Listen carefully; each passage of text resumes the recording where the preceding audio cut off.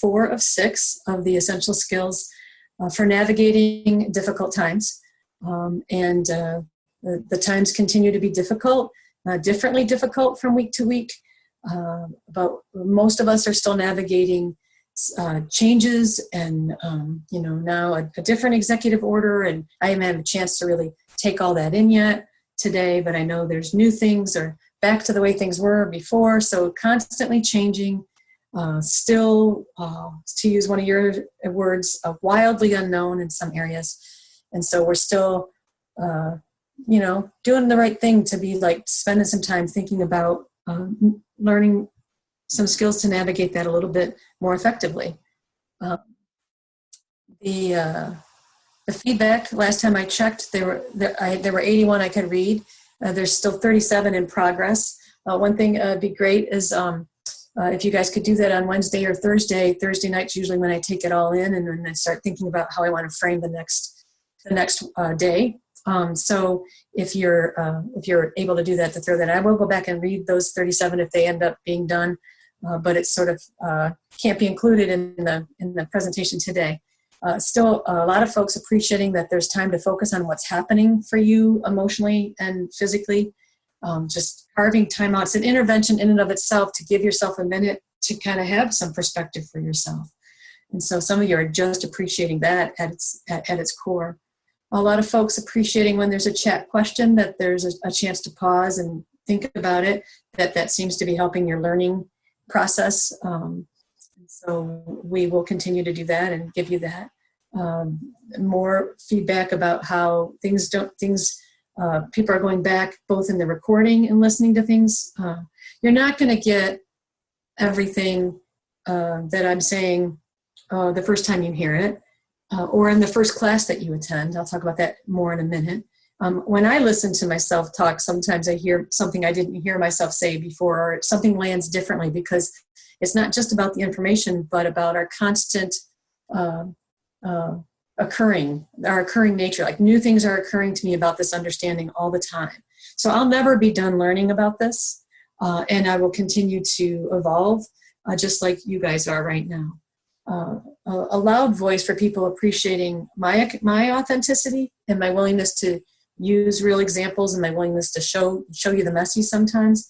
But I want to say in this teaching experience, I've really appreciated your authenticity and your willingness to chat, your willingness to say what's real. I was recognizing like that something felt different. And sometimes when I'm in a room, whether it's at Nesbitt or the Kellogg Center or wherever I'm at, and I ask a question of a crowd, it's kind of crickets, right? Like there's not, and I think that the chat function really does allow you to actually share. I think sometimes I'm looking at people in the in-person room, and I know they've got stuff going on. Sometimes I'm wondering if they're processing it, but sometimes I think it's that they don't really want to claim space in that setting. So this is working for me too. I just want to say I appreciate your authenticity as well and your relatable examples, because now you are not just learners, but you're teachers and sharers of what you're learning in real time with everybody else involved.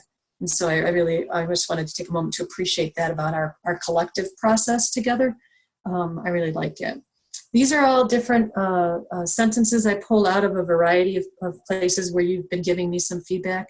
And I just want to kind of talk about a couple of them. As I read these, I'm still having a hard time. Is something wrong with me? No, like our conditioning and the thought habits that we've had and the bucket loop that we've been in and the ways we've learned to keep ourselves safe in a very challenging, maybe family of origin and challenging workplace and environment and world. We've learned how to keep ourselves safe, and we've needed to keep ourselves safe in some ways. And so those patterns are pretty ingrained. And we're just starting to get to a place where we're going to start to notice what patterns we created and to actually now have an opportunity to say, are those useful and valuable? Are they, is it the only way I can keep myself safe? Is keeping myself that way really serving me like I might want to? So all this coding for all this time, boy, if just 3 hour-and-a-half Zoom sessions could change all that, then I think the university should be paying me a lot more money, right? And I should probably be doing some other work. No, I want you to consider the possibility that as you continue to let this in and get curious about it and wonder about it, that things are going to continue to occur to you. And every time you have a thought that shifts the way you're holding it, you start to get more and more free from that conditioned thinking. It is not a once and done, like I flip a light switch and now I have it. There's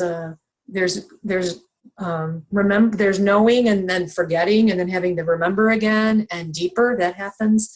The comparing to other people, like some people, when they hear something, like they may really be noticing themselves in mud mind. That might really have worked for them. And when they pull back out of that, they can see the difference. And so they're having insights about why it's helpful to do that. So the penny may have dropped for them about that particular metaphor or that particular thing. If the penny hasn't dropped for you yet, that's fine. That did not happen in my first training. In fact, I left with a lot more questions and frustration and confusion and insecurity. Something rang the truth meter, so I went back to the second class, and then I heard some things different. So it's an overtime unfolding of this understanding. And like I said, I'm still learning and growing. The sigh, I can't get there. I think sometimes that's exhaustion from efforting. And which is weird about this understanding is that it's not about efforting to control your thoughts and make yourself, it's about actually releasing your effort.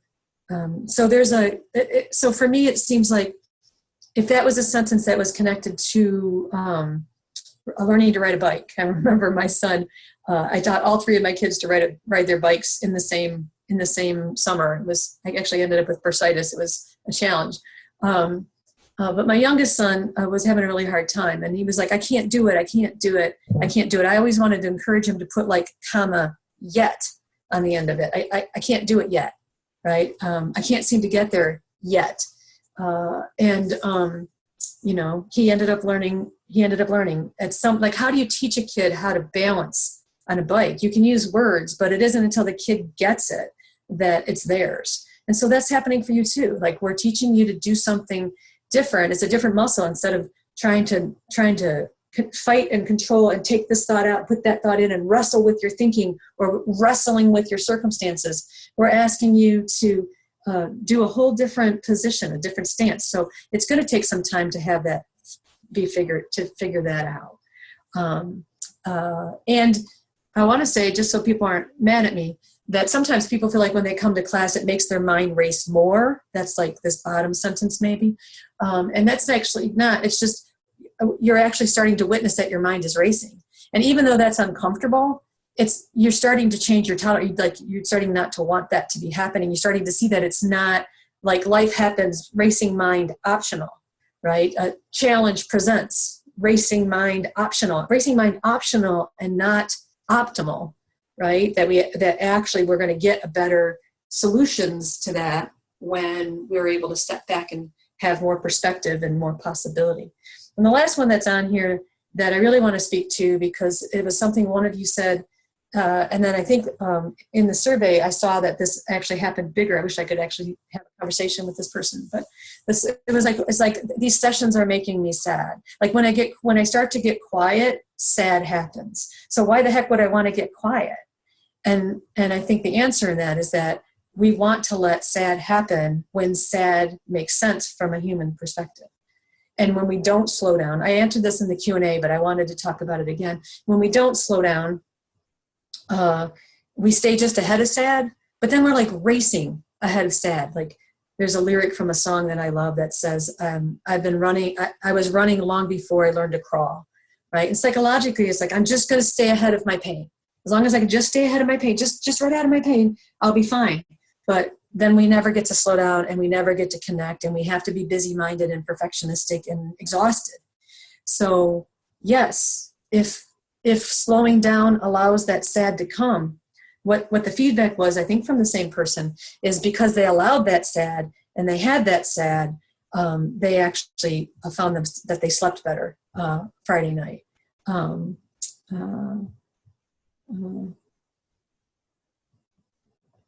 So the thing that I was reminded as I was chatting with my wife earlier today about these sentences, is this comparative quality that maybe I'm not doing it as good as the next person. And then also she reminded me that if you have that inner critic voice that's sort of judging you, like you're not getting it fast enough, you're not getting it, that's in the way of your learning too.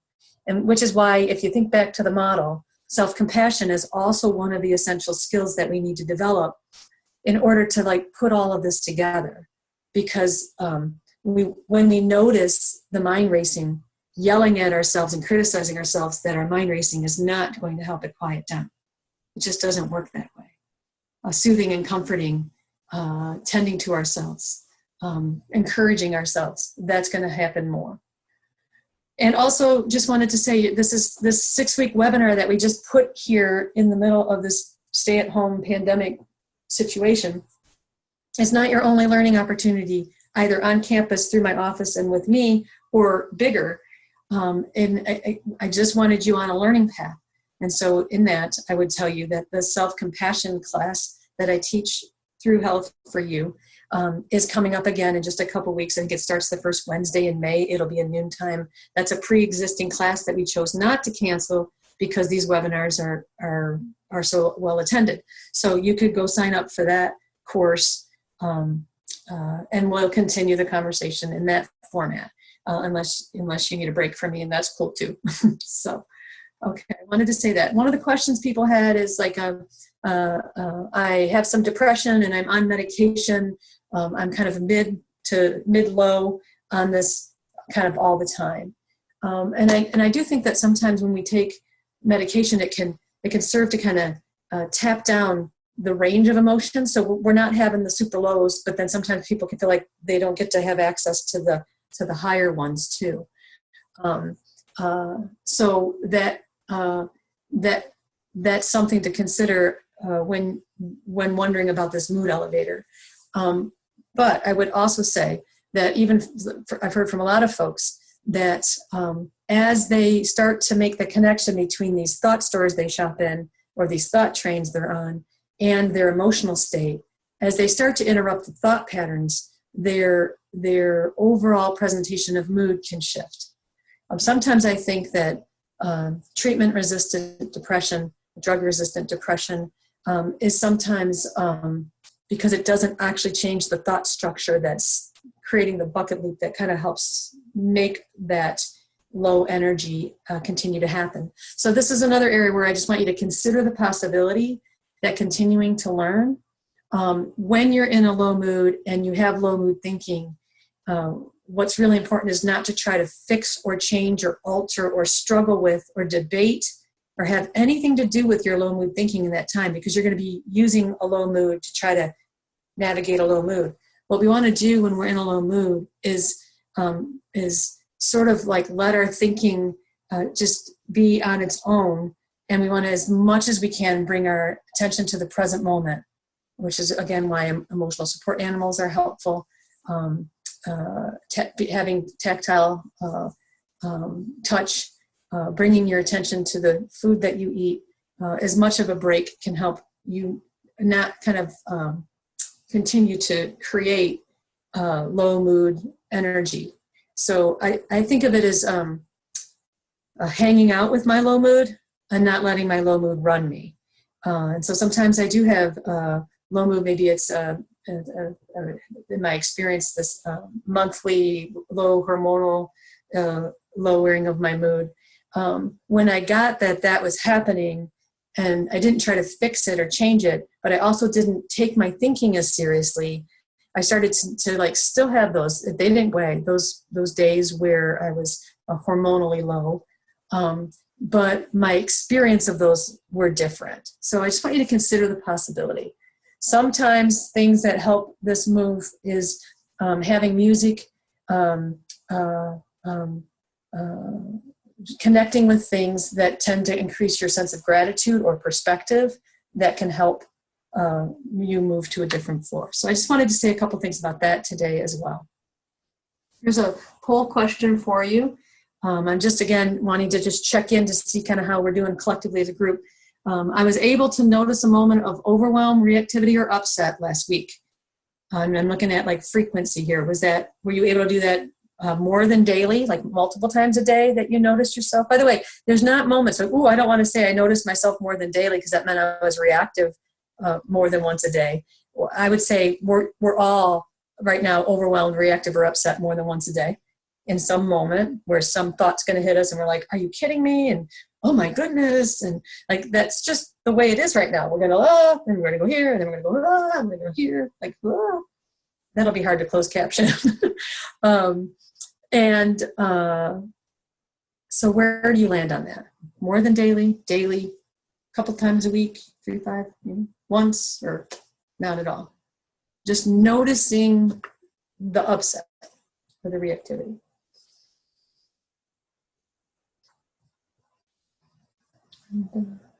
When you're done with your poll response, feel free to take a breath with me. Maybe stretch. Notice that tension in your body a little bit.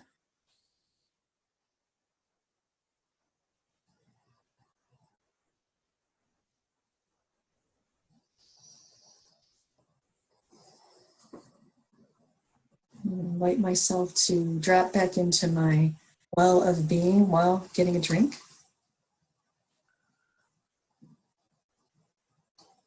I'm going to give everybody about 3 more seconds. Just notice there's 230 people now. Welcome, everybody. So I'm going to share the results here.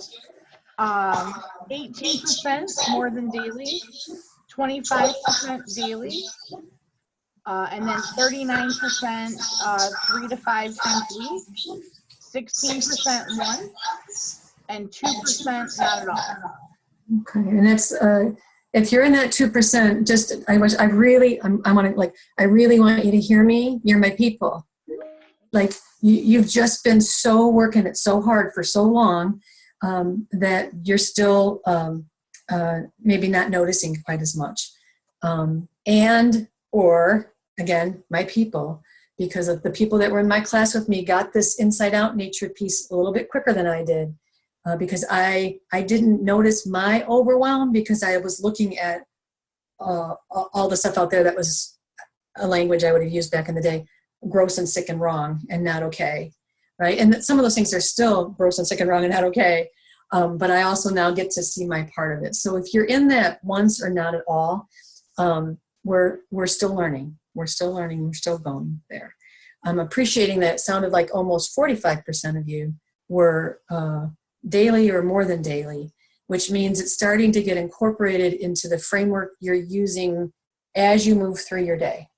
And so every time you see it and you practice the skill, all the benefits that you chatted last week about the benefits of noticing and redirecting, you're getting those benefits more times a day.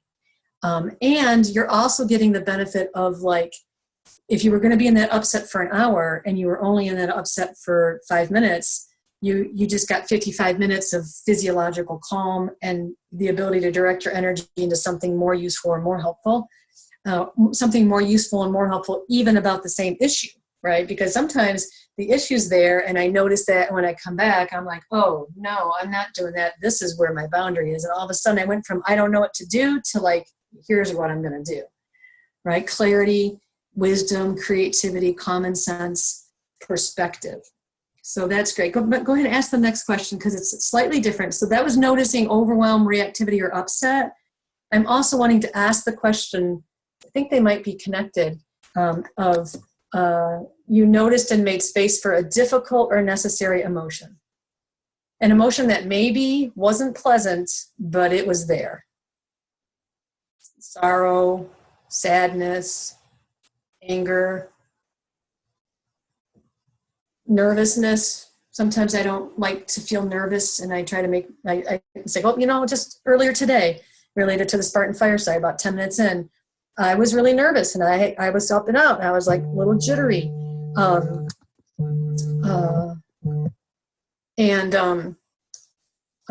actually was talking with my wife and she's just inviting me to, like, come back into my body and breathe in love and connection that we have and just, hello, there you are. So not even, if we don't make space for nervousness, we could get anxious about something when really I'm just nervous because I'm just feeling vulnerable because I'm going to step out again in front of people and talk about what my passion is. In an environment that hasn't always felt perfectly safe to do that. How are we doing on this one, Megan? I'm going to give it 10 more seconds. And we're getting echo, so I'm going to try and mute you for 1 second while I read the results. Okay, I think that may have taken care of the echo, I hope. So I'm going to go ahead and end the polling for 1 second, and then you can chat after this, Lisa. So 12% more than daily, 25% daily, 37% 3 to 5 times a day, and 23% once, 3% not at all. I'm going to share that.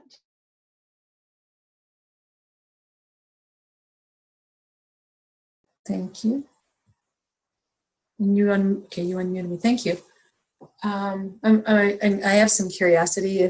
If you happen to be in the not at all category in both of those, and then we might want to have some conversation related to that. And you can feel free to make an appointment if that's something that might be helpful to you. I appreciate that so many of you are like, even once, like we live in a culture that is so committed against us having difficult emotions that you're already being counterculture to that in really beautiful and healthy ways if you're just starting to let yourself notice and make space for it. And I am curious about a little chat, if you can tell me, particularly with the emotion, because I'm guessing some of you, that's kind of new to actually feel it, recognize that you're having it, and instead of turning away from it, to actually just let yourself feel it. Sometimes I just really lean into it. I did that this past weekend because I was kind of saturated with sorrow, and I intentionally played a song more than one time, smiling, because I think 3 or 4, maybe 5 times played the same song, Calling All Angels by Jane Seabury, I believe is her name. I like the one with Katie Lang in it too. And just really like, because I'm wanting to call all angels to this time where people are suffering and people are scared and people are afraid. And so when that was happening, it also triggered a memory related to my Aunt Nancy, my mom's best friend from high school who's passed, and my mom, and all of it. And I just sobbed. I was just looking out the window, sobbing, tears running down my face. And I didn't stop it. I played it again because I just needed to be with it for a minute. And for me, the release of that I had been carrying was really important. And then and then I had to, in a moment, decide that I was willing to let that go now and bring my attention to the rest of my day. I think sometimes we don't make space for difficult or necessary emotion because we feel like once we allow it, we're never going to stop it. And I've never known anybody to allow a difficult or necessary emotion and not be ever able to stop it. We flood, we get messy, we melt, and then we move on. So what kind of chat, like what happened when you notice?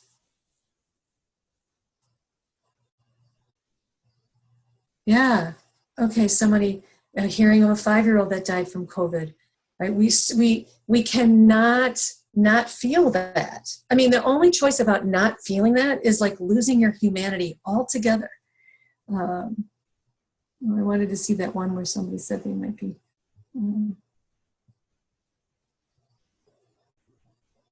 Okay, so Amanda, I want you to try that on. So if you think about acknowledge and honor and then release, right?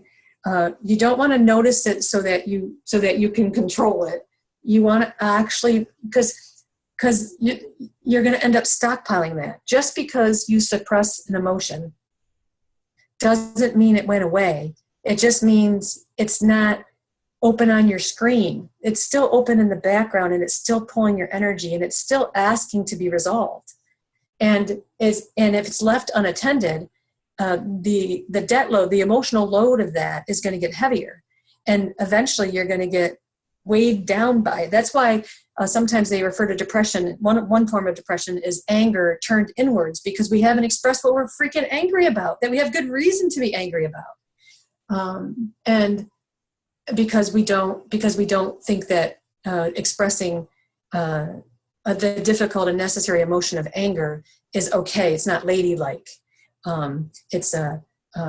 If I do that, if an African American woman does it, she might be described as an angry Black woman, as opposed to, and we focus like on the anger. Oh, we can't be angry, as opposed to trying to fix what the problem is, where the anger is in the first place. So you're not. Yeah, I want you to. I'm actually asking you to move towards the emotion, to allow it. What you want to do is allow it to flow over you without resisting it. And then also, as a witnessing it, you also don't want to get swept away by it and make up a big thought story that's related to that emotion. So we're looking to be able to feel it without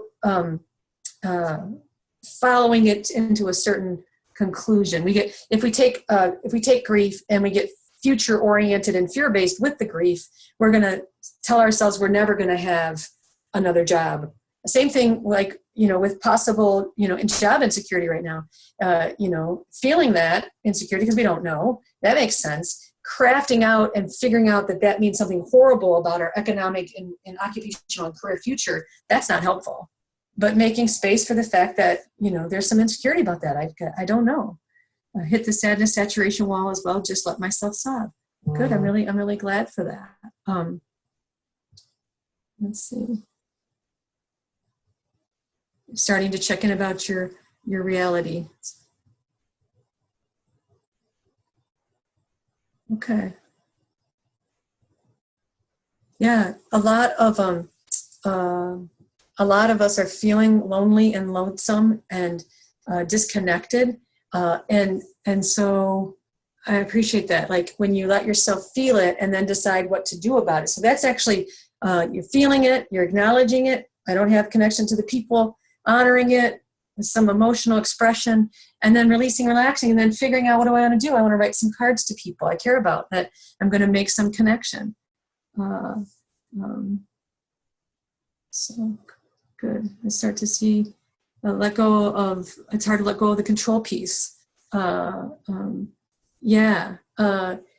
aren't supposed to control our emotions.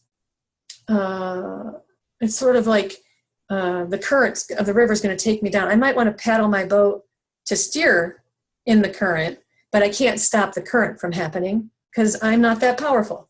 That'd be like me being able to stop the waves at Lake Michigan from coming to shore, or me being able to stop the wind just because I want to. Our emotions are a lot like our internal weather, and we cannot control the weather. And sometimes it's just important to know it's stormy out and I can't make it not be stormy, but let me kind of come into the front porch or sit in the back porch and watch it. I don't have to be out in the storm, but I cannot make it not storm. I hope that's making some sense for people. We'll get into that a little bit more. I'm going to close the chat and move forward here because of time.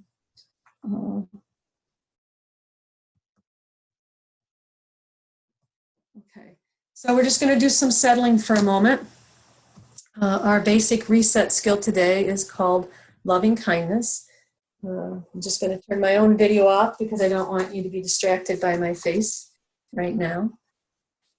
I want you to just start to take a more, first of all, just check your external learning and make any changes you can. If you've been distracted for some reason, see if you can make an adjustment to that right now.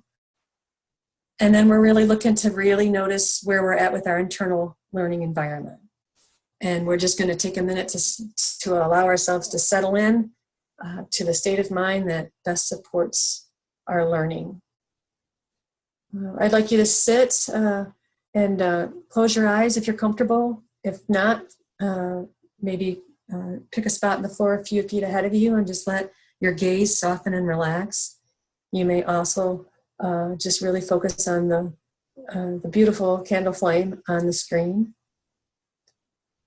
I would like for you to just start to notice your breathing a little bit. Just notice your breath coming in and notice your breath going out.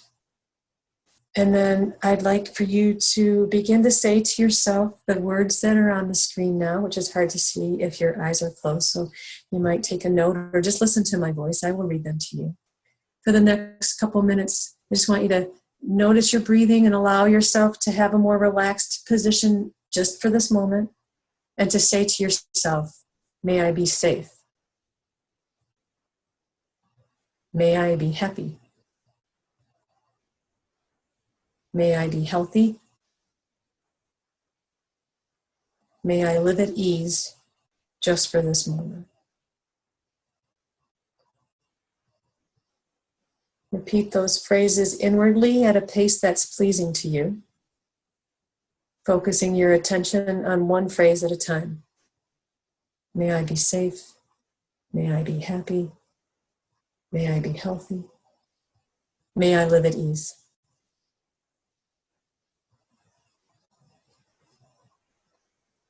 If you find your attention wandering, no worries, just simply begin again.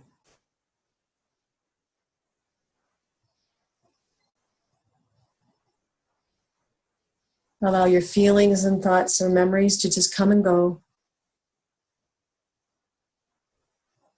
Here, the anchor is not your breath, but the repetition of the phrases. May I be safe. May I be happy. May I be healthy. May I live at ease.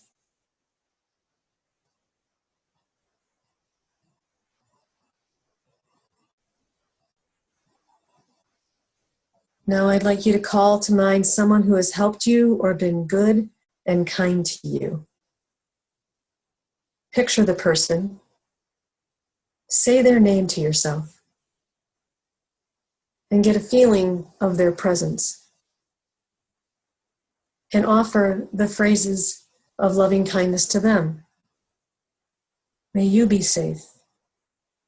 May you be happy. May you be healthy. May you live at ease.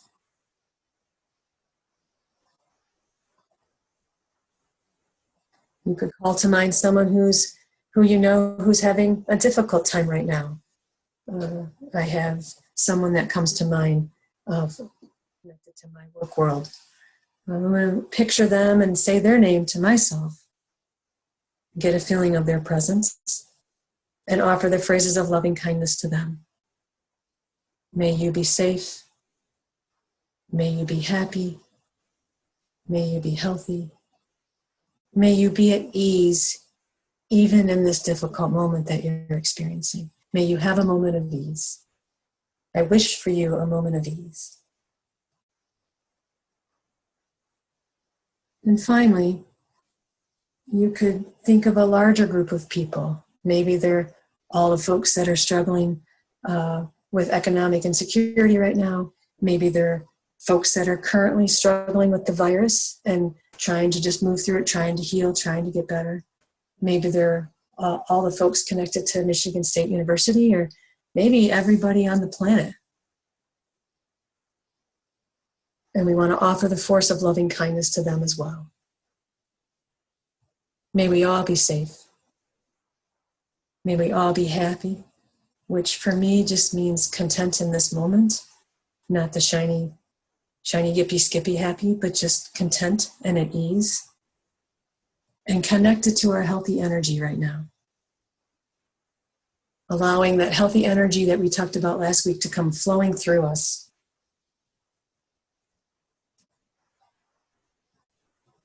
I'd like you to try, as you move through the week, to find some opportunities to say those expressions to yourself. Offer those to people that you care about, particularly people that you care about that you're not connected with. My kids were teasing me, but I know it's true that when they can't hug me right now, they can remember the last time they hugged me. They know how I hug.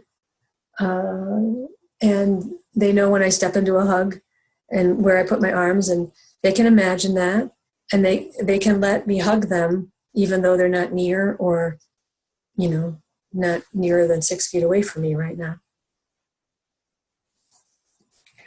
So that's the basic reset skill for this week, to go from making up a lot of energy and crafting and creating fear or worry, and shifting that to bringing our same creative capacity to this emanating love.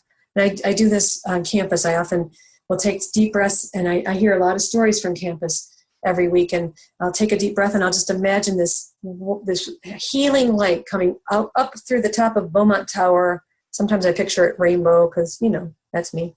And emanating to all of you that are having a hard time. I do that most mornings. I will just love and care. Hopefully you feel that in some energetic way. That's today's reset skill. One of the things I wanted to make sure that you think about today is that just like our circumstances don't create our stress, what we're doing doesn't necessarily create our relaxation either. So we might be involved in something like a meditation or yoga or something, and we're doing the thing, but our state of mind is still very different. So I found this image, which I think fits that. We could do the warrior pose, or we might have a warrior pose. And if I'm on a yoga mat, but this is what's going on in my thought world, I'm not going to have the same kind of opening up quality. Sometimes when people are running, even runners, even people who are committed runners, sometimes when they're running, they're focused on the movement, and their mind opens up. And sometimes they have a bad run because while they're running, they're still processing a whole bunch of other stuff. So you want to notice what's happening in your thought experience, and then see if you can bring your attention. You can't do that again if you're critical and judging yourself and telling yourself you're a horrible yoga person. Which is why I love the mantra, be kind. Yeah, I just was supposed to be focused on, I was just supposed to be listening to this person in my office. It happens sometimes, and something they say, I get distracted and I'm thinking about, or my own life intercedes and pulls me away. If when I notice that, I come back and I'm like their present counselor again, that's pretty cool. If instead of coming back, I go into other thinking about what a horrible counselor I am, I'm still not in the room with them. So here's the deal. We want to just be kind to ourselves and then simply begin again. Like, note the humanity of that and simply bring our focus back. And if I have to acknowledge that I missed something, that's okay too. My kids appreciate it when I say, I didn't really hear anything that you just said. Can we try that again? It builds credibility. Okay, I'm looking for a little chat action again here, because I shared 3 different metaphors for how thought works in the moment, and I'm just wanting to see what some of the noticing was here. So if the brewing tea metaphor worked for you, that whatever thought you're holding gets brought to life through your consciousness into that particular flavor of thought. What if anything did people notice about that? I don't even have my chat open yet, and then people are chatting. So, anything noticing? What about the brewing tea metaphor was helpful to you? What did you notice? How did that help you notice?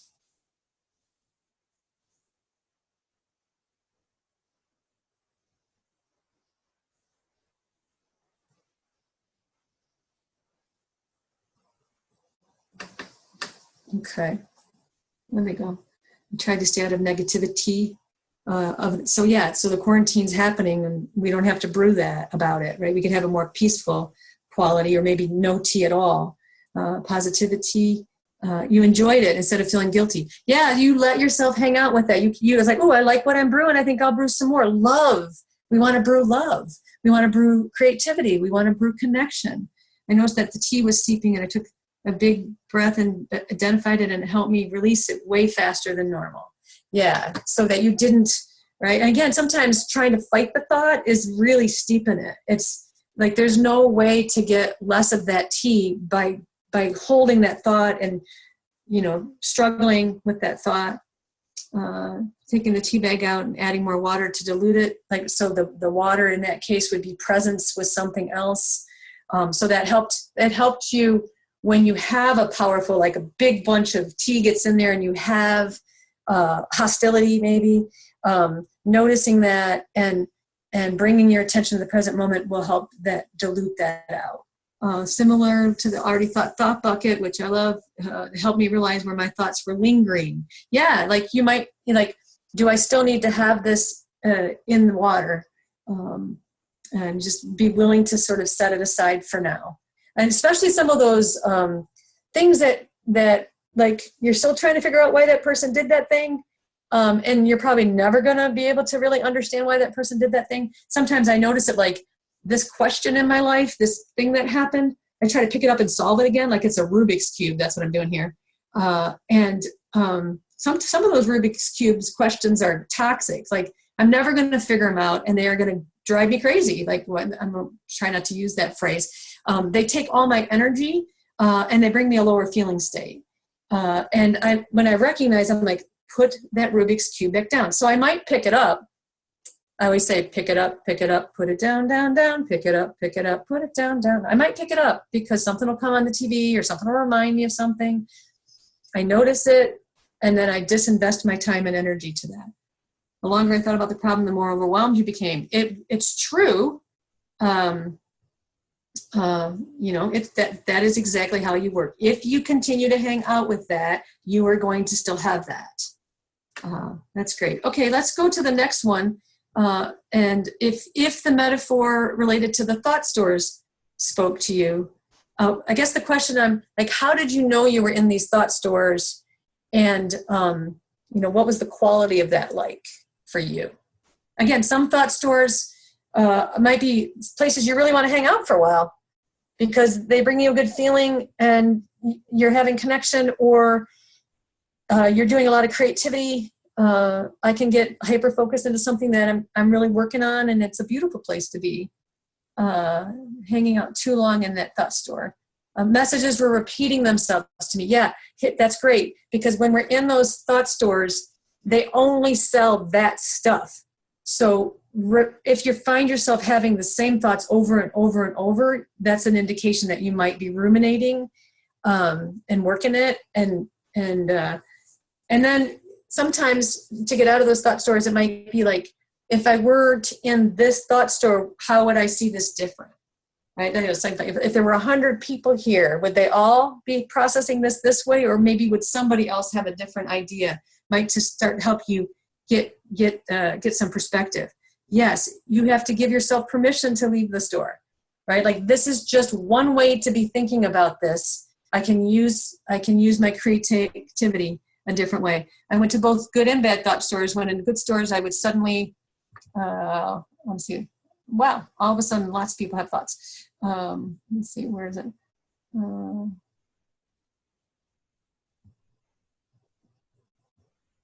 Oh, I lost you. I would suddenly remember, oh yeah, there's COVID going on, but then would duck back into my good thought store. So, the stores in your mall, right now, make sense, right? Like they make sense. Like COVID-19 store was not in your mall 6 months ago, but it's there now. But that doesn't mean you have to spend all day shopping in it. I love that. Thanks, Bonnie. Always good to see you. Okay, all right. I love, Jenny, that you shared this with your wife and that she is finding it helpful too. Add an action to the visualization and humor. Yeah, it is funny when we start to help each other realize that, because we know each other, we can see. Sometimes it's helpful for my wife to be able to tell me, like, yeah, I think you're in that thought store again. So like Britney Spears, oop, you did it again. I've been making an effort to notice when I'm in a positive thought store. Yeah. I love it. It's harder than noticing when the reason why it's harder to notice when you're in a positive thought store is you tend to have a more relaxed, open, calm, we notice tension, we notice tightness, we notice, right? And so I love that you're like noticing that I'm in a really nice place right now, and I think I'm going to lean in and breathe into that. I love that. I've been noticing this more. So you can be open to other ideas. That's great. Yeah, so this immediately being pulled into the not good enough store. Like, it might be that one of these thought stores, these really unhelpful ones, they might stay the first thought store that, it's like, I like now when I'm about to go into a thought store and I'm like, yeah, I think I'll just keep walking past this one. Like I can just look in the window. I don't actually have to go in and like really invest in what they sell there, because they're not selling stuff in there that I really actually want to have. An example I had is like a dinner party that we had here, and I started to go into a poor me, why me, I'm less than store, and then noticed it and was able to not stay in it and then not miss the rest of the dinner party, which was really cool. Thought is a real space and have a choice to be there or not. Yeah. So what we're talking about is like, so if it's a trauma thought, it's a trauma store. You don't really, you may get called to it. Something may pull you in there. We can't make the store not be part of our memory because that's a thing. It's about our attachment to it. And it's about acknowledging that there's a thought store, there's a habit of thought that I have over here that makes sense, but that I want to put my attention back to the present moment so that I don't necessarily get as pulled into and then physiologically hijacked as well. There's a question for you all about if you're mostly home alone or if you have other folks living with you. I want you to know that there would be people living with a lot of people and not getting any support in terms of trying to notice this thought habit piece. So whether you're with someone or not, it's still just noticing what you're making up in your mind right now. I frequently find myself in the regret store, recognize I don't want to be there, and leave to a more positive thought store. So a lot of the power of positive psychology kind of tells us that we're supposed to take this thought out, this negative thought out, and put this positive thought in. That could cause a thought battle in your head where you're like resisting, like and struggling, having like a tug of war. And it never works for me when I try to tell myself something positive that I don't actually believe. And there's a lot of times where there's not a positive balance to that. Like if I'm waiting for a test on a biopsy and someone tells me I'm going to be fine, they don't know that either, right? So it's kind of being willing to rest in the open space where I don't have to tell myself that I have to go to this positive store either. I could just be in the present moment and not be shopping at all. I could actually go out and notice nature, right? I can, really notice what I'm eating and just be with my food. I don't have to be processing. A lot of this comes from over processing our thinking in the first place. So, okay. So look at my, great. I love the noticing here.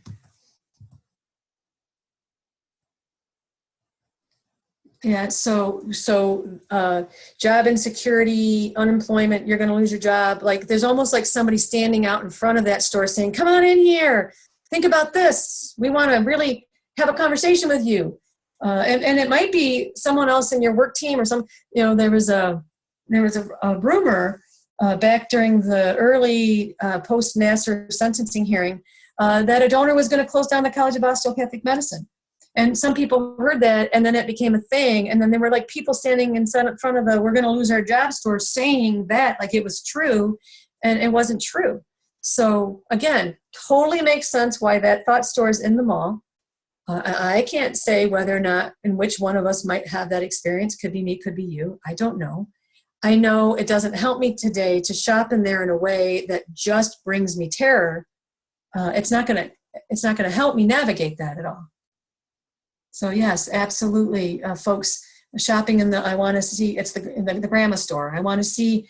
I want to see my grandkids, and I want to go have fun. No one can blame us for having those stores. If that store wasn't in your mall, you would wonder about your connection with your grandkids, right? So again, none of these stores are wrong or bad. We just want to notice that when we're in that store. I'll tell you a story. I bet that surprises you that I'll tell you a story. But my mom. When she became a grandma, shortly after my niece was born, my mom went on a lung transplant list, which meant she couldn't leave 30 miles around the city of Detroit was as far as she could go. She couldn't even get to me, the kid that was still in the state, but her oldest daughter, my sister, had just had a baby in California. And so she could not go be grandma like she'd always imagined and always wanted. And so one night she was really, really, I guess my breath caught because I just remember her. She was just in so much pain about not being able to do that. But she was also doing this comparative suffering thing, like she shouldn't, she's got so much, things are so good, like she shouldn't be feeling that feeling because it was like pity or something like that. And she did have a sign that said, quit your belly ache. And so she was a person that didn't make space sometimes for some emotions. And I was talking to her one night and she was really feeling down. And I said, Mom, it makes total sense that you would go there. I mean, you might not want to set up camp and bring rations and invite all your friends and plan to stay for 3 months, but absolutely it makes sense that you would feel that because you can't go see her, right? When we don't get so controlling about the fact that we're having an emotion, we can go in that store, we can touch it, and it was after that conversation that she made a video back in the day when there wasn't cell phones, reading a book to my niece and sending it in the mail in the VHS, down the road. So yeah, all those stores make sense. We just want to notice. But what doesn't make sense sometimes, like if I go in the defensive store, but I'm looking to have a better relationship with someone, they don't sell cooperation in the defensive store, right? And so when you walk into one of these thought stores in your mind, they only sell what they sell there. Like they don't sell hope at the worst case scenario store, right? They don't sell ingenuity in the coulda, shoulda, woulda shop. So you have to start to notice kind of how that works. Okay, the next metaphor. Well, first I want to show you. I have to close this. Struggling a little bit with chat today. I'm noticing. Here's some of the stores that were in your chat. This is like your mental mall. Some of those I added from other conversations. A couple of those are mine. There's balance in some of these. There's could be more and more if I could have made that bigger. All kinds of thought stores that we shop in. You have your own mental mall that you want to start to get curious about. And any one of those might make sense to go into. Some of those don't make sense to be shopping in there if we want to have a certain quality.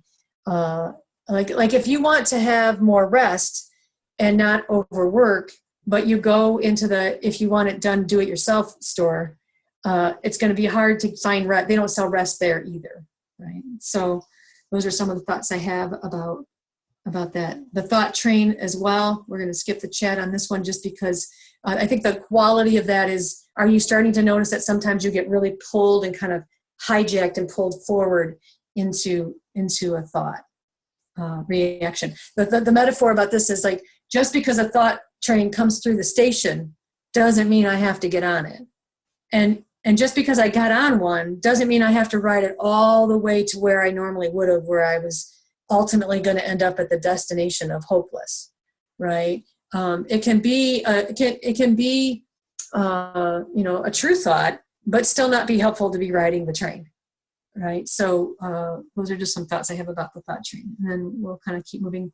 All of those conditioned thought habits are in your, there's not really a bucket in your brain, but it's your memory. These are already thoughts. They're memory-based thoughts that come up from our memory. When stimulus happens, those memories kind of can come up.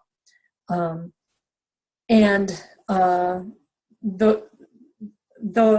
contents of those buckets change.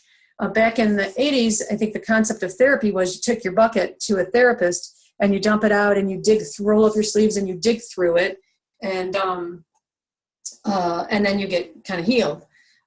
For me, every time I tried to do that, I would get overwhelmed because as soon as I put my head into that stuff, it comes up in a way that overwhelms me. This learning path that I was on is really not about changing those thoughts so that I can feel better. It's moment to moment to moment, looking at the bigger picture. It's moment to moment to moment, witnessing that I'm creating something, and in that moment, falling out of, as I take that light, which looks still like a light bulb, imagine it like a flashlight, and I put that attention on something in the present moment, that thought created experience starts to fade. I feel like I fall out of that made up reality back into my well of being. It's like when I let that, so for a while I got stuck here. Let me see if I get my laser pointer thing to work. For a while, I would notice that I was up here, and then where I dropped was back into the bucket. First of all, if I have this already thought, and it brings this reactive reality and then to a behavior, and then that leads to an outcome, that those outcomes often reinforce the bucket. So we end up kind of in a bucket loop, right?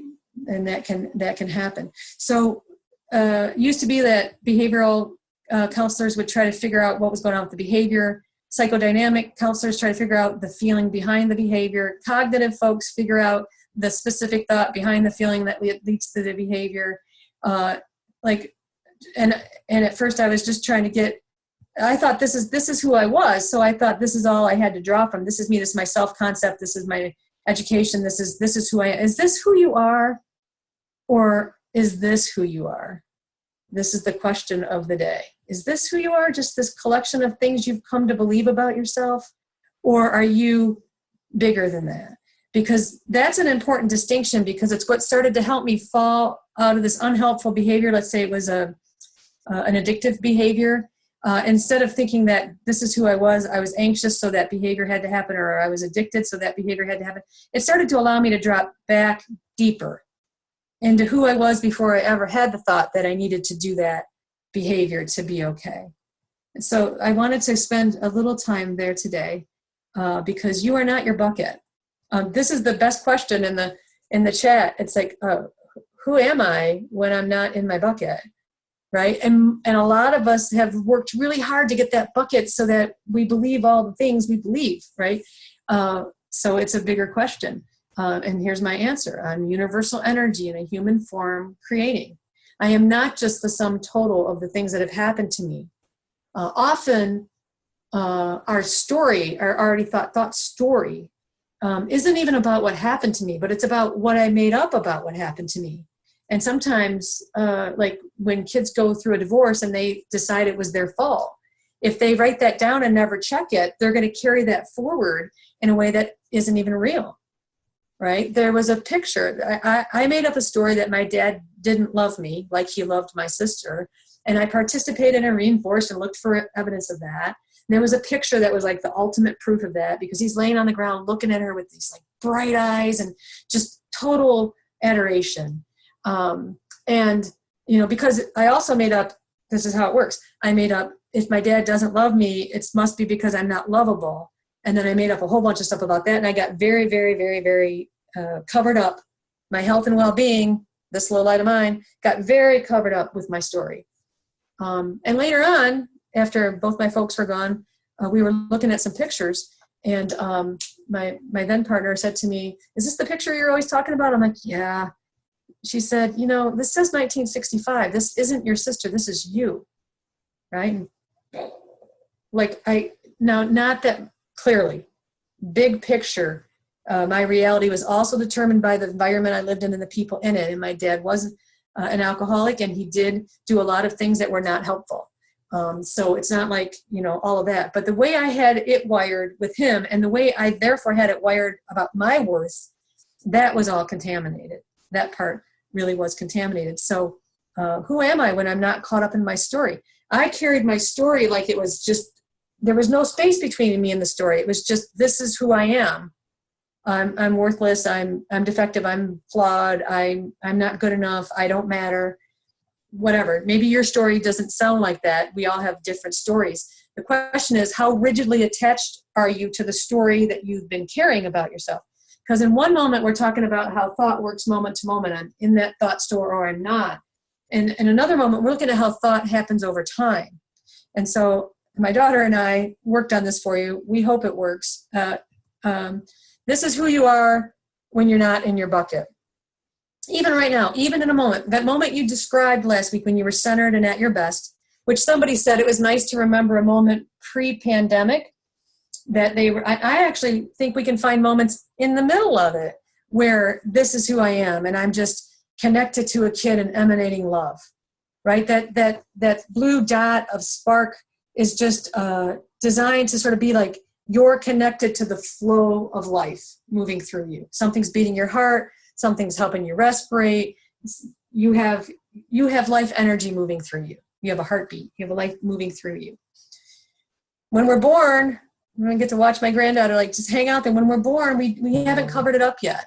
And then over time, we start to make up thought and hold thought. Something happens and we take a note to self and we hold it as truth and we start to build on that.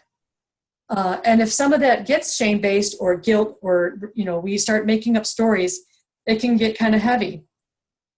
And at a certain point in time, we start trying to hide that that's how we're feeling. And so we kind of put a box around it. And that box is often like trying to show up like dominant culture thinks we should. So it might be perfectionism, or if you're male identified, it might be I'm going to be tough. Or if you're a female and a male identified, work like a police, they might be tough, like armored up kind of experience. Sometimes when people look at this person, they would see the gunk. And we get gunk identified by other people. They start talking to us and telling us that we're the gunk. And sometimes other people see the shiny, but we when we look in the mirror, we see the gunk, and it just gets heavier.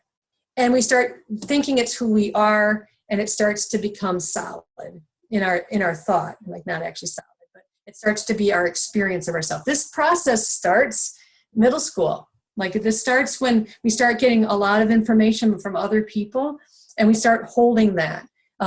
Someone from the College of Education thinks this piece should be taught between 5th and 6th grade when kids are cognitively advanced enough to sort of get it.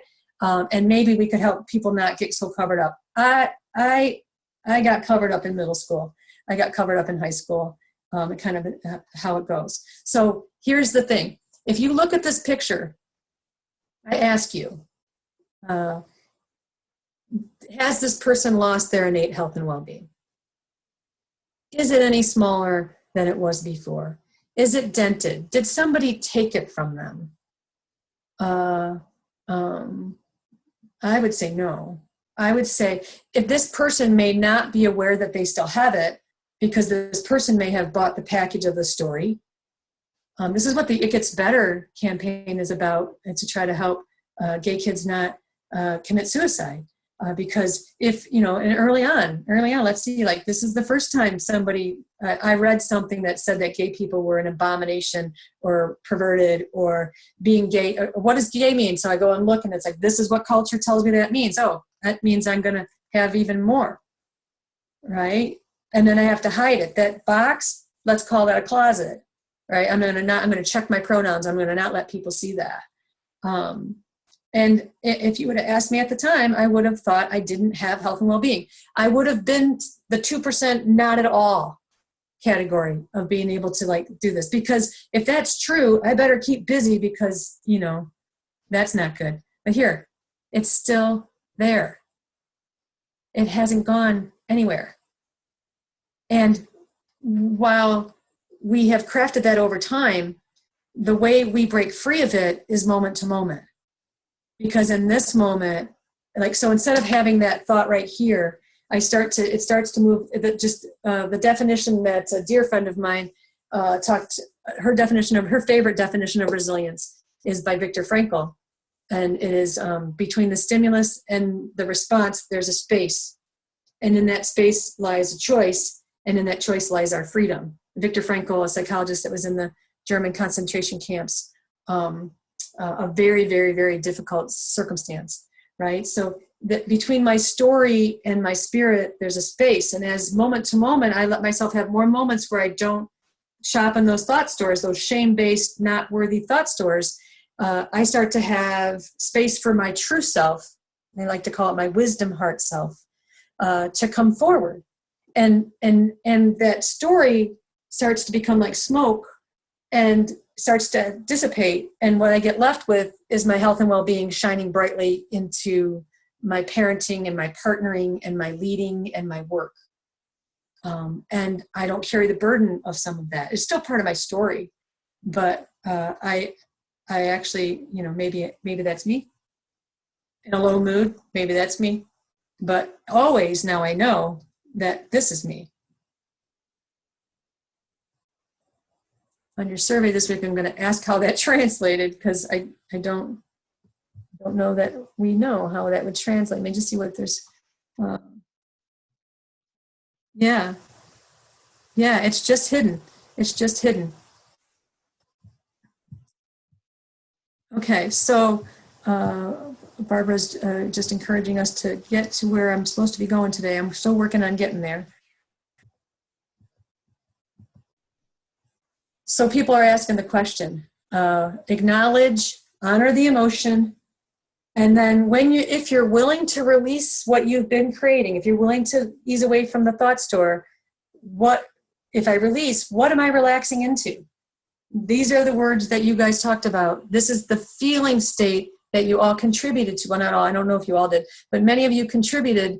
This is you when you're in a moment, when you're centered and grounded. It is this energy that I imagine myself relaxing back into. And when someone first told me that was possible, I didn't believe them. Now I've come to believe that I'm connected to this energy that allows me to fill back up with some of this feeling state. And then I get my bearings back, and then I decide what to do, which is the part that some of you are struggling with in terms of like the reflecting and resolving part. So this is who you are, and it's the energy that you can come back to when you are brave enough to step out of the store. A lot of the story we've done because it's kind of kept us safe. We think it's kept us safe. It's actually kept us stuck. But when you start to get willing to like ease out of that, you start to have a different experience. And then this energy is what helps you navigate your hard time, as opposed to some of the other things. So today we were still talking about the importance of honoring the emotion. So you're going to acknowledge what happened. So this is a question that people had, like, what does it mean to honor the emotion? I would say whatever helps you turn towards the emotion and allow it and to feel it, rather than turning away and trying to avoid or suppress it. That's what honoring. So sometimes that might be a physical expression of it. Sometimes it might be sharing that I'm feeling something with someone who's earned the right to hear my story because they're a safe person and they're not going to immediately bring judgment to me when I honor. If somebody's choosing to honor what's happening for them with you, that is a sacred role to be placed in. And what you really need to do more than anything is suspend any judgment you have. This is empathy. Empathy in 4 pieces. Empathy is suspend your judgment, try to understand what's happening for them through their experiences, not through your lenses, but through their, like how this person might be experiencing it. Try to identify what a person's feeling, and then just demonstrate to the person that you care that they're feeling what they're feeling. You are not responsible to fix the situation, to even know what to do. I mean, one of the best empathy responses I've heard is, wow, I don't even know what to say about that, but I want you to know I'm with you. I'm by your side. I care that you're struggling. I want you to be able to bring this pain to me. I make space for you. We make space with ourselves. We make space for other people. We start building a community of care where we show up that way with other people that we work with and live with. The emotional pieces is really starting to get a sense of what the emotion's trying to tell you. Anger is often telling us that something doesn't feel just or fair.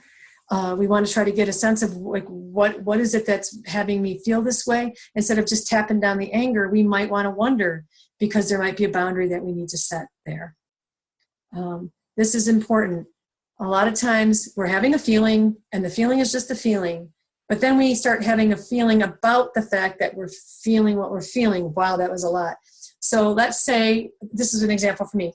Sometimes when I get my feelings hurt, I end up feeling shame that I got my feelings hurt because I grew up in a family where particularly some of the women in my family would get poor me, why me, and they would just have some martyr syndrome kinds of things that happen.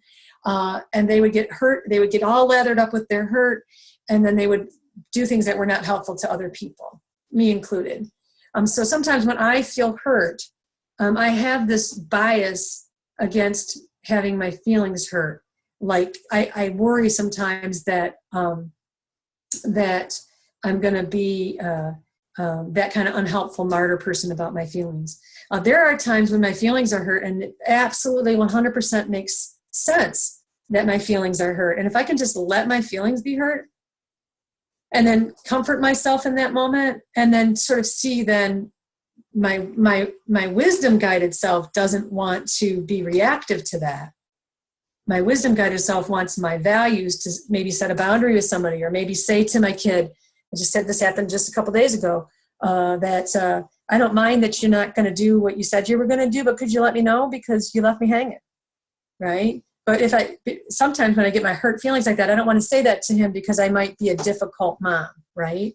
So it's really important to just notice what's in the way of you letting yourself feel the feeling that you're having.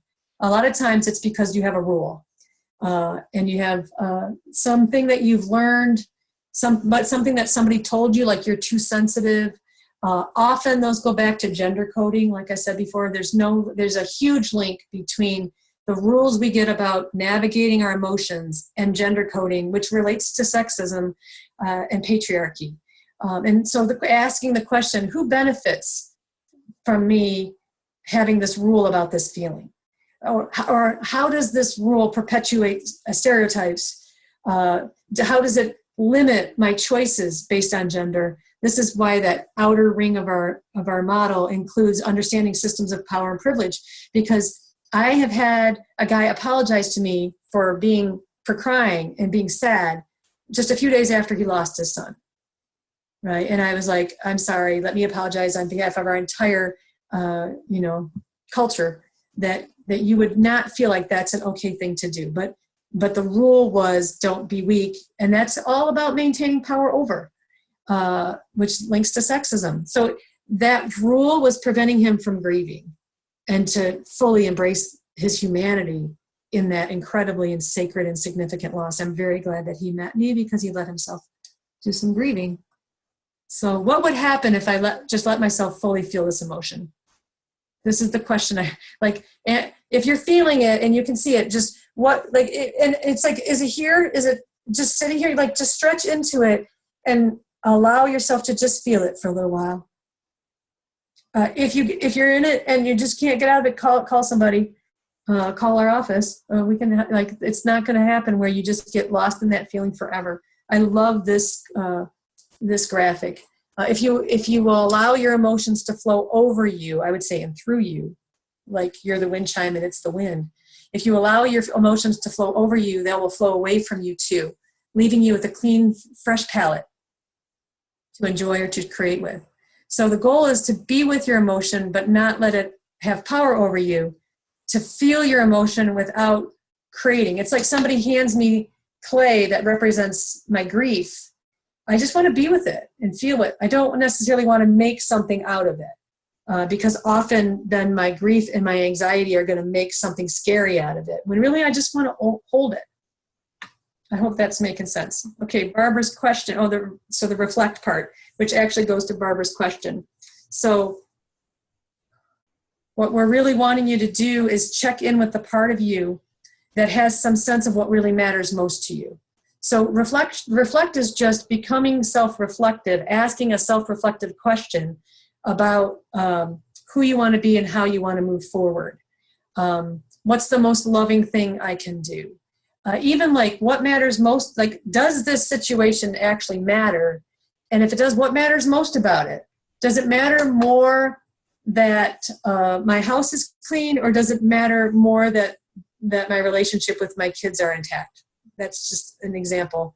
We all get to decide kind of where values are going to be. But we're just starting to check in not with our reactive self, but with the deeper, wiser part of us, which is why we want you to draw first before you do that. So the questions related to this, I'm going to put this, before I leave for the weekend, I will put this exercise into the Google folder. It is a value exercise that Brene Brown offers. And there's a lantern that goes to that our values, in the darkness, our values will guide us. That we want to be more value guided than rule based. That's the shift that we're looking for. And so Brene asks the question, how do you want to show up and be seen and live brave in a particular area of your life? So you can think about, in relationship to my role at work at MSU, how do I want to show up and be seen and live brave as an emotional resilience educator for MSU? And then you want to look at the list. There'll be a list of values. You want to think about, if you want to show up that way, what are the values that you really want to hold on to, that you want to pull and say, these are my guide. These will light my way in the darkness. And so the exercise would be that you would look at all those and just check all the ones that you think relate to how you want to show up. And then you want to kind of keep synthesizing that down till you can get 2 or 3 words that can kind of be a guide for you. You really want to center yourself regularly, doing a 3-breath reset. And on that 3rd breath, you want to just remind yourself of your values. So related to work, every day when I go in to the office, and again, now sometimes when I'm just out walking at night and I pass her, Beaumont Tower, I think of her as a her. There's the top of the towers where I send all that energy to you guys. And these are my 3 words related to work this year. I just want to invite those. When I go in here today, I want to be calm. I want to practice calm.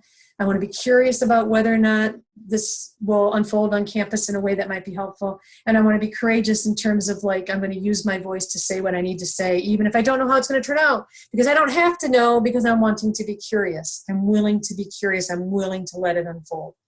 So these are my values. So when I reflect back about work, I come back to checking in on those and then deciding. The resolving comes from that place. So that ends up being value-guided behavior. Megan, do you want to share yours real quick? And then we'll do the ACT psychological flexibility measure. Sure. I'm going to mute you again for just a second. So mine are grace, grit, and gratitude. And they kind of apply to both sides of my life. I had some challenging things at home and had to give myself some grace, which is something that's hard for me to do. The grit is reminding myself that at my core I'm strong, but I can also be gritty. And so to not be gritty and to fall into that place of gratitude. So they kind of relate, and have used those in both sides of my life. And they just kind of are my reminder.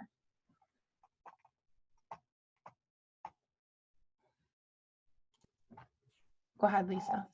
Oh, you unmuted me. Okay, thanks. And no, you don't have to pick 3 words that all start with the same letter.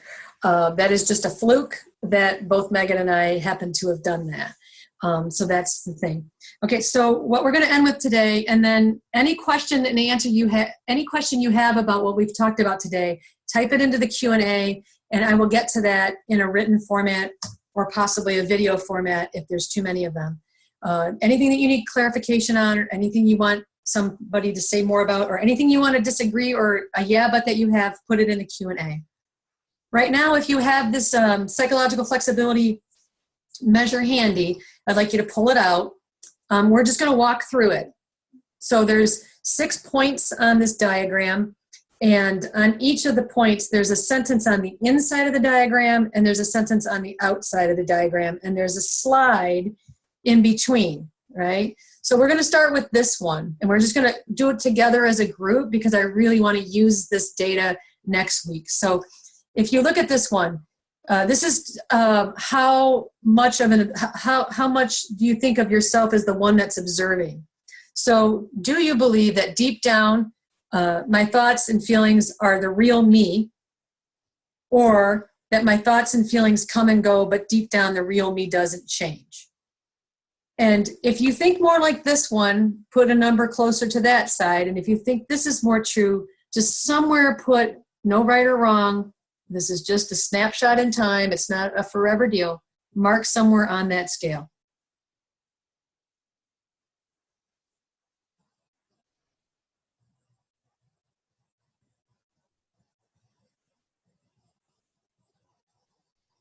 Okay, we're moving over to this one here. On the inside, it says, my thoughts tell me how things really are and determine what I do next. So my thoughts are very compelling and they direct my behavior. On the other side, it's, I see my thoughts as just one of many ways to think about things.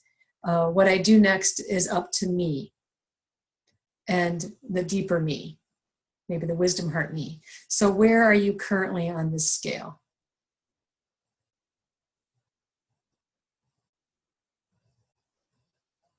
Just mark it.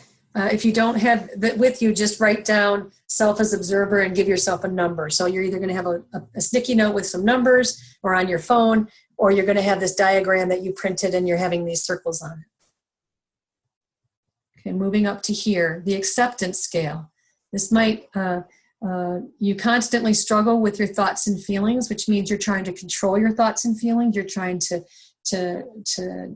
have kind of power over them. Or you're willing to accept your thoughts and feelings even when you don't like them. So here, less willingness to make space. Here, more willing to make space and allow your thoughts and feelings to come through.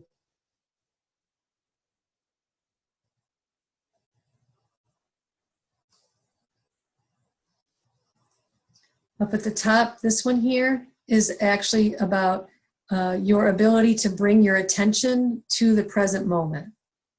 This might actually be different than it would have been had we done this before you guys even started.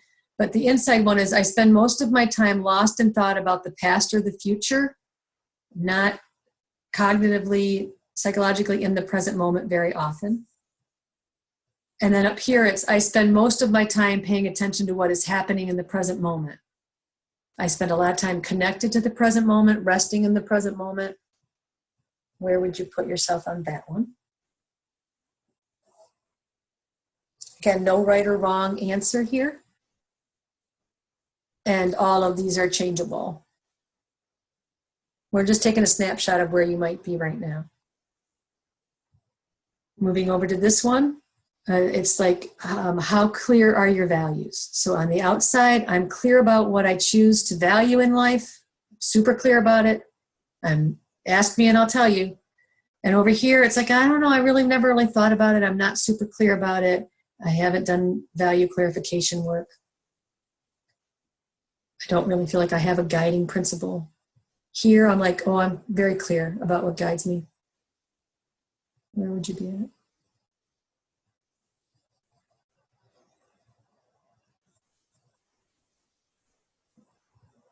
And then finally down here, this is like how committed action. So over here, it's in the inside, it's I don't manage to act on the things I care about. So maybe I know what my values are, but I'm not acting from them.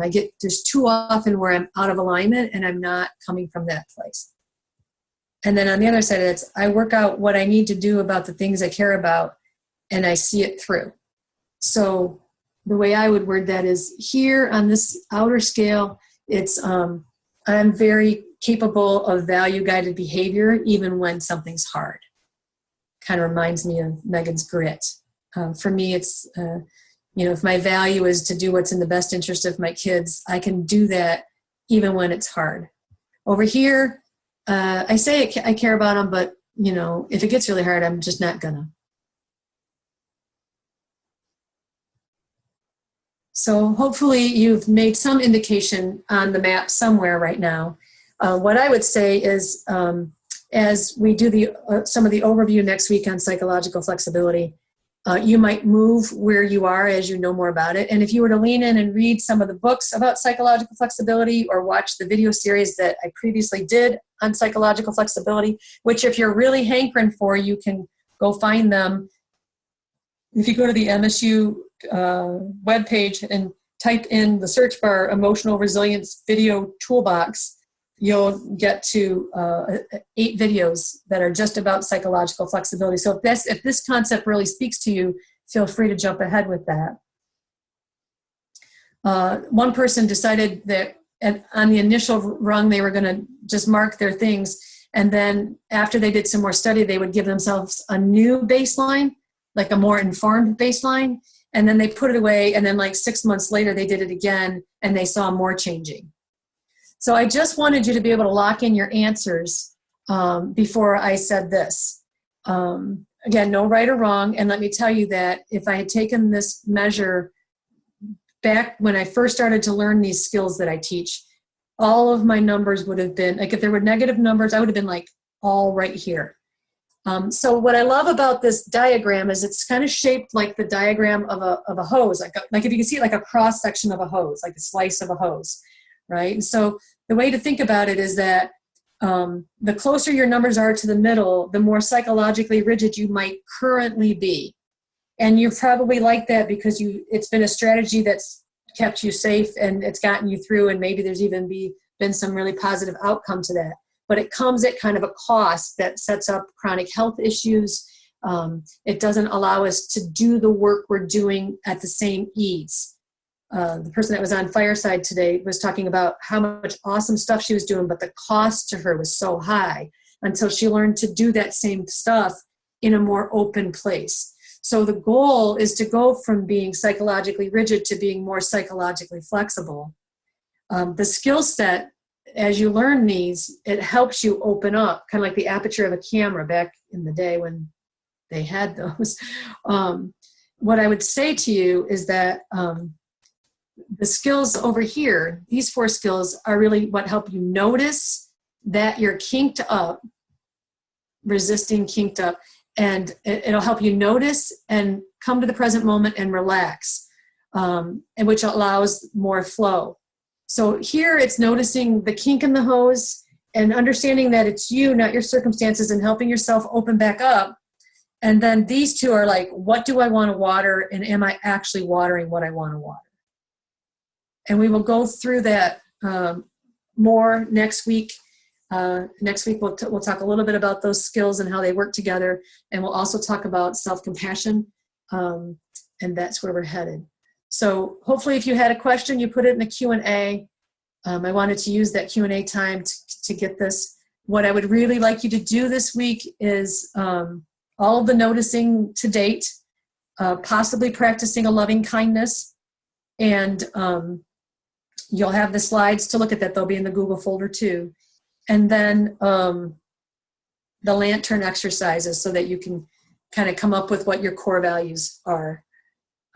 With having said all that, I hope you all have a weekend with moments of joy and openness and relaxation as you navigate everything that you have to do. And we'll see you all next week. Take good care.